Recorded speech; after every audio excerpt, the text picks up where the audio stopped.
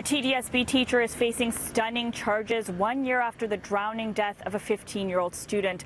The teacher, Nicholas Mills, has been charged with criminal negligence causing death. He was supervising a canoe trip to Algonquin when tragedy struck.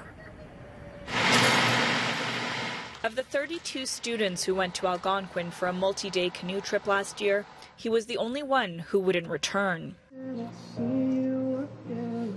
15-year-old Jeremiah Perry went missing after going swimming. His body recovered after a search and rescue operation.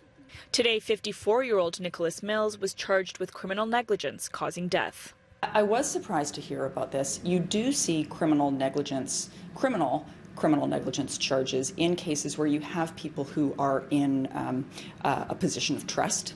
You do see that quite often, where you have somebody who's breaching their duty of care.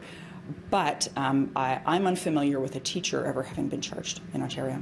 Yeah. Perry's family issued a heartfelt statement today saying they believe the charges are warranted under the circumstances, writing, "Although nothing that happens now can bring back Jeremiah or take away the pain of losing him, we hope that having the case proceed through the criminal justice system will be one important step in ensuring a tragedy like this never happens again on a school trip."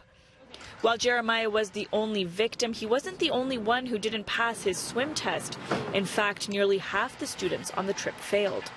That should never have happened. If you didn't successfully pass a swim test for a trip like this, like a multi-day portaging trip through Algonquin Park, if you can't swim, you shouldn't have been on the trip. The board has set up new rules. Prior to approving a trip, principals are now required to review all documentation, including swim tests. Parents will also receive and acknowledge the results of swim tests. The board is still conducting their own internal investigation. Nothing is going to bring their son back, but I think all that we can hope for is that this is a process that is relatively quick and diligent so that they can get some closure.